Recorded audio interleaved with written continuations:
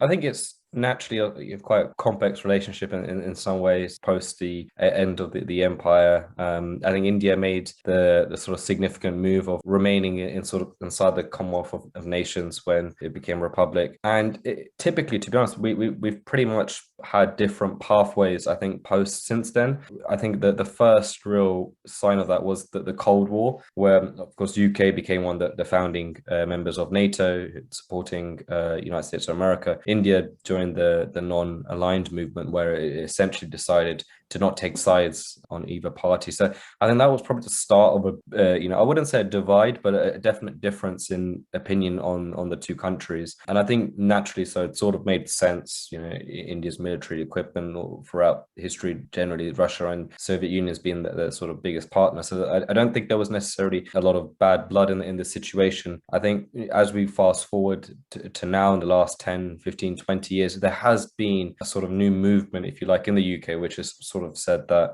we should have closer ties with India. Naturally, we have a massive India diaspora in the UK.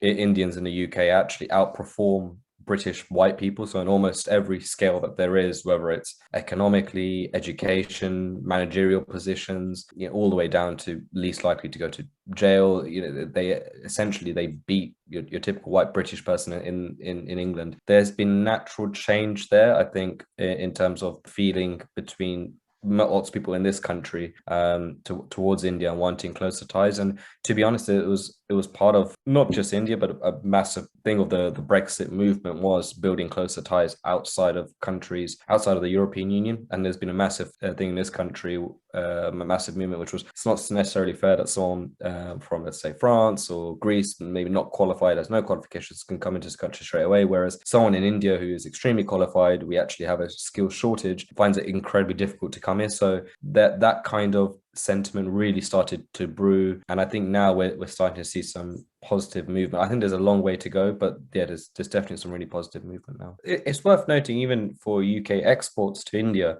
at the moment they're considerably higher than what you see with the States. So I think on average it's around 19% with India. With USA, for example, it's around 2%. So you can see there's a massive change there. I think if they did get that sort of the FTA done, it would give them that advantage over the States and EU, who both don't have that relationship. So I think UK is definitely looking at that to get that sort of first mover advantage over those two blocks, if you like. I think, going to Neil's point in terms of labor, UK does have in lots of areas labor shortages. IT is a very good example where there is a labor shortage in this country in the IT sector. And naturally, India produces a lot of great people in IT. So there's that, again, practical solution that they could offer. So I think what you said, Roshan, about the change since Brexit, I think it's being a bit more strategic and thinking a bit more. And I think a lot of the stuff aligns right now with India. It just, for whatever reason, for everything that's gone on in the world, it seems to be the IT is a good example. We have an IT shortage. You have lots of people in IT, so it makes sense that we, with what's happened with Brexit, I think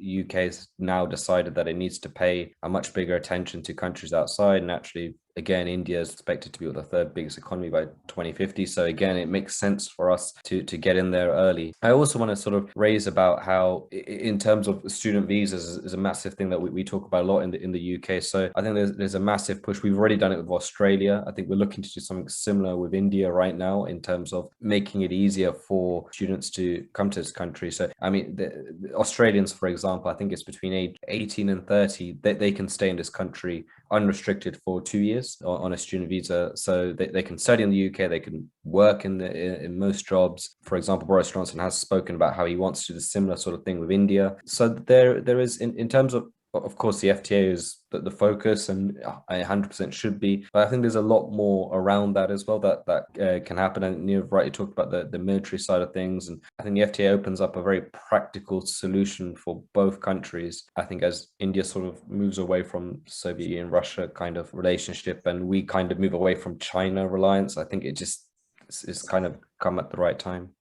I think we touched on when David Cameron, he was the first one to say this is the new special relationship with India. I think it was in 2010. And then, there has been a general movement towards this. Theresa May's first country that she visited as prime minister, that a non-European country that she visited as a prime minister, was India. And obviously Boris Johnson has spoken very highly of India during his time as mayor, during his time as an MP. So There is that sort of growing the shift there. But I think it's a really significant move and visit with what's going on in the UK currently. I think there's two ways to look at it. I think some people looked at it as very positive in the sense of, he's out there, trying to secure an important trade deal as we're post-Brexit era. Not enough's really been done with India. It's taken quite a long time. The other side, which is what the other people would argue in the opposition camp, is he trying to deflect away from his home troubles, him going abroad, spending time with another powerful, strong leader, portrays him the same as he trying to deflect. So there's been,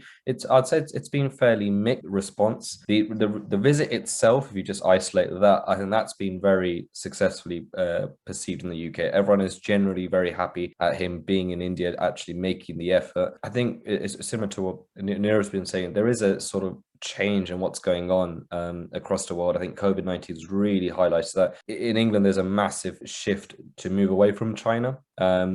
We saw in the pandemic how reliant we are on China, where it comes to economics, where it comes to stuff like PPE, which really hit home for a lot of people. I think the average person probably didn't really care too much about the relationship when they saw on the news that there was a lack of ventilators, lack of PPE. I think the average person started to think, okay, maybe we are too close with China. And so I think a lot of people in the UK perceive India as a potential alternative to China. And I think him going there will only strengthen that case.